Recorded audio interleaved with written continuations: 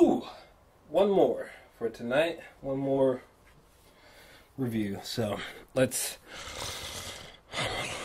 get to it, shall we? So, what's going on, guys? I actually had a chance to see this today, actually. And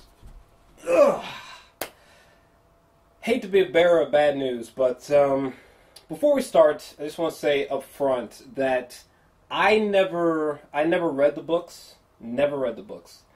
And honestly, I really don't know anything about the source material outside of really short consensus statements about the film or about the books, really. So, and I thought that was important for this review because I can tell that like a lot of people who are fans of the books are just seemingly not really digging this film adaptation. So I'm really glad that I walked into this film honestly without knowing nothing about the source material because, you know, I'm unbiased and I can be super objective, you know, with my opinion. And despite the fact that I know nothing about the source material, unfortunately, I was very, very underwhelmed by this movie. But let's dissect away, shall we? So, I guess, yeah, definitely the first thing that comes to mind about this film is that it's just so underwhelming. Like Idris Elba and McConaughey, I thought they were good. And I thought the main character, the boy, I think his character name was Jake, if I'm not mistaken. I can't fully remember the kid's name. I think it was Jake, but it was this kid here. Do I have the window up? Oh, I do. But it was this kid right here, and I thought his performance was fine. It felt really difficult to say, but I thought his performance was fine. So him, Matthew McConaughey, Idris Elba, I thought they were good. The special effects, I don't know if I really was able to grab many special effects shots. Maybe I got a few. I thought the special effects were sufficient, you know, passable. Where's a really good effect shot? Oh, this one was actually not that bad right here. It's kind of got like a J.J. Abrams 2009 Star Trek-y kind of vibe to the visuals here when the boy first crosses over. Which, by the way, this motherfucker just jumps through a portal like without like he didn't bring any water. You know what I'm saying? He didn't think to stop by like like Subway to get a few sandwiches. Like no, you're just like, let me just throw my shoe through. Did my shoe go through? All right, here I go. You know what I'm saying? Like what the fuck? Could at least brought some sandwiches, dog. But yeah, the visuals on the other side here in this other plane of reality, I thought they were good. You know, the VFX were good. But outside of all the things that I just said were good, the movie is just so meh. It feels so not very, it doesn't feel unique. It doesn't feel special, you know? There's no real emotional beats that worked with me for this film, even though I thought that the chemistry between Idris Elba and the boy was pretty good. You know, it was pretty good. It wasn't anything that hits you in the feels like Denzel Washington and Dakota Fanning and Man on Fire, for example. But I thought their chemistry was fine. Him and the boy, I thought it was okay. I think it could have been better executed. You know, and the suspense never really worked in this film. You know what I'm saying? Before this boy, when he first jumps through the portal, you know, he tests, you know, he throws his shoe, right? And then he jumps through. Okay, so right before he jumps through, actually, I think I have a picture here. There's a moment where, like, the house, like, fucking attacks him. I think it was, like, some kind of demon or some shit, but I guess like a house demon or some shit. Fucking like this tornado of wood debris, like tornadoes around him, and he's like, ah! You know, like that moment right there should have been really, really full of suspense. I should have been like on the edge of my seat and be like, oh my god, he's gonna suffocate, oh no. But I never got that. You know, the suspense just doesn't really work well in this film. And the action, I think the action is very so-so. You know, it's not like, you know, it's not like the Raid 2. It's not bombastic. It's not well choreographed. Let me see here. I will say this though. There was this one sequence that was actually dope. Sadly, it was like the only sequence. It was the only action sequence in the film that I actually thought was good. Not great, not extraordinary, none of that shit. But there was one action sequence that was great, and it's I think the screen's over here, right? This scene was great.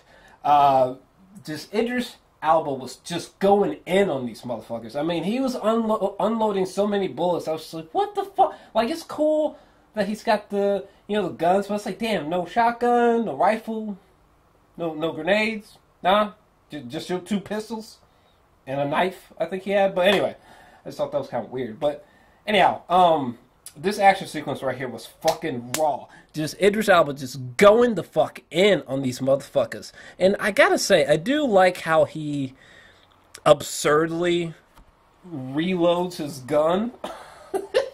Like, that's so weird. But I like that. I like how absurd that was. But yeah, just Idris, just one against many. Just watching him just shoot the shit out of these motherfuckers was so satisfying. There was one part where Idris, like, he dives, like he just jumps, he just makes a dive, and he's just capping the fuck out of people. It was so satisfying. I loved it. It was great. It was great. And speaking of Idris Elba, let's talk about this man for a second. I think this is probably a good picture, my boy. He's a handsome fucking man, ain't he? Goddamn. But Idris, he does him and Matthew are the best actors in the film. But like they really gave it all that they could. You know, I watched some interviews of them talking about the film. And I know Matthew McConaughey said that he drew upon. Well, let me start with Idris first. Idris, I know he drew upon inspiration from the Professional, Leon. You know, the movie with Natalie Portman. It's an older movie, but I knew he took some inspiration from that. Just the costume and his whole demeanor, and when he meets the boy for the first time in this scene right here, like I was convinced by his performance. You know, that shouldn't be a surprise because Idris Elba is fucking amazing. And I know that for some of you, I'm probably beating a dead horse here, but seriously, why can't he be James Bond? Just let him be James Bond. What the fuck? Who cares that he's black? He would do a great job. Anyway. But yeah, I believed him so much, you know. And he's got a dope voice, you know. When he's talking about like how the Dark Tower is what blocks out all these demons from the universe and it's at the center of the universe. Anytime he's storytelling or trying to like comfort the kid, he was so convincing, and he's such a cool guy, you know. He really sells the character well, I thought. But I gotta say, if I had to pick between who did the best job in the film, I think I gotta give it to my man Matthew McConaughey. He really, really sold the shit out of this man in black figure who almost feels like Al Pacino's Satan. Fuck, what movie is that? Holy shit, that's such a good movie. Al Pacino, Keanu Reeves, Charlize Theron. Fuck, what movie is that? I'll have to look it up later. I'm spacing on it. But anyone who loves movies knows what I'm talking about, where Al Pacino plays Satan. Okay. Well, this performance feels very much so like that. He's smooth, he's slick, you know, he's all dressed in black. He's got this sort of Walking Dead Negan relaxation constantly in his performance, you know. This cool demeanor. Like, I just thought he did I thought he did a genuinely great job playing this villain. When I was watching the trailers, I was like, but no, like, he did a fantastic job, I thought. But it just wasn't anything, you know, exceptional or anything like that. But he was convincing, I guess. And I love this shot right here, where it was very near the beginning of the film, where he like burns this guy alive. I wonder if there's some kind of Blade Runner love going on here with the flames. Anyway, well, yeah, that's what I was gonna say. Matthew McConaughey, I know he said that he drew inspiration for playing this part. He drew inspiration from Alex from A Clockwork Orange, which I thought was interesting. But, yeah, he was cool. But, my God, I gotta bring up a huge, huge flaw. Okay, when him and Idris Elba finally face off at the end of the movie, oh my God. This might be the most disappointing confrontation between hero and villain in a blockbuster so far this year. It was so underwhelming. It was so... First off, I could not take it seriously. First off, like when Idris Elba starts shooting at him, and then Matthew McConaughey, he like levitates these rocks in front of him to block the bullets. I started cracking. I was cracking my nuts up. Matthew was like moving these rocks in front of the fucking bullets to block them. I just couldn't take it seriously. It was just visually. That final confrontation between Idris and Matthew was not executed well. It just wasn't. You got my boy Matthew over here, like, throwing pipes and shit like that, glass and shit. It wouldn't been nice to see them, like, have a nice, gritty scuffle, you know, hand-to-hand combat thing going on, but, ooh, yeah, it was cheesy. It was really cheesy. Even his death was cheesy. Oh my God, it was so Hold up. His death was so goddamn cheesy. Like, when, how the fuck did that happen? So, Idris Elba, that piece of glass went through his hand, right? Then that rubble fell on him, and then the kid was, like, talking to Idris in his mind. He started reciting the Gunslinger Creed is dope as fuck. Especially when it's recited by... Idris, it sounds so dope. Good God. But anyway, I was like unintentionally like just replaying that in my mind. When I left the theater, I was like chanting it over and over again. It's a really cool. It's good shit. Anyway, the hell was I talking about? Oh yeah, Matthew McConaughey. His death sequence was terrible. So Idris he shoots a bullet towards Matthew. And Matthew, like, he, like, blocks it or some shit. But something happens to where, like, Idris shot one bullet, and then Idris shot another bullet, which bounced off that bullet, and then that bullet, like, entered Matthew McConaughey, like, right here. It was some weird, dumb shit like that. I was just like... Oh, my God. It's just so cheesy. It looks so dumb. I don't know. It was just too ridiculous for me. It reminds me of one movie that I just there's aspects of it that I like, but I really don't like. That movie Wanted. James McAvoy, Angelina Jolie. Like when they do that dumb shit where they shoot the gun like that and the fucking bullet curves. Stop. All right, stop. I can't take that type of shit. What else can I say about this movie? Let me see. Just what they did with the CGI pissed me off so much. Because, like, the CGI is fine, but the execution of it is so formulaic. It's so... I feel like we've been there and done that. There's nothing special about the execution of the CGI in this film. And there should be. Like, it's Stephen King. It's the dark... Even though I'm not knowledgeable about the source material, but... Even I know that the Dark Tower series is hugely popular. There's a lot of love behind it. I love my boy Stephen King. I always got books I always got books laying around here. I know I got a couple Stevens. I got a couple Stevens around this bitch. Hold on. There's only a couple I can spot off hand. I got these two boys right here. I don't know how well you can see that, but I got those boys. By the way, look at my boy Steven. Look at my young boy Steven. Good God, look at my boy. Anyway, love that man. But he's still full of shit about the Stanley Cooper Shining thing. Like I kind of feel where he's coming from, but it's like, bro, Stanley made one of the greatest horror films of all time. Anyway, this sequence right here with the just the parents pissed me off so much. Like, I understand where the parents are coming from, but seriously, when those two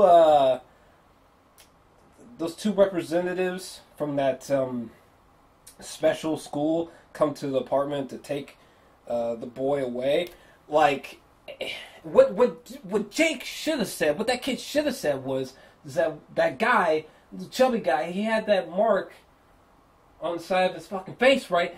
He should have brought his mom into his room, and then he should have pointed to that drawing that he had of one of those skin people with the same mark, and he should be like, Mom, go out there in the living room, look at the side of that guy's face, and then come look at my drawing with this figure of a man who has the same scar. Like, I'm not making this up. They're from my drawings, you know?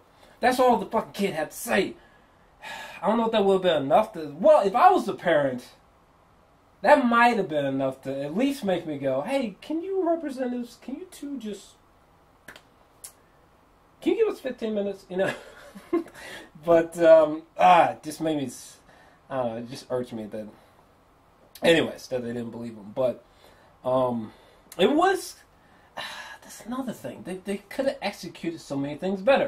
Like when the mother, when she comes home with her man and Matthew McConaughey is just like in the kitchen cooking. And he's just like, hey, you know, and, you know, he eventually like kills her. And like just that whole sequence right there should have been scary, creepy, you know.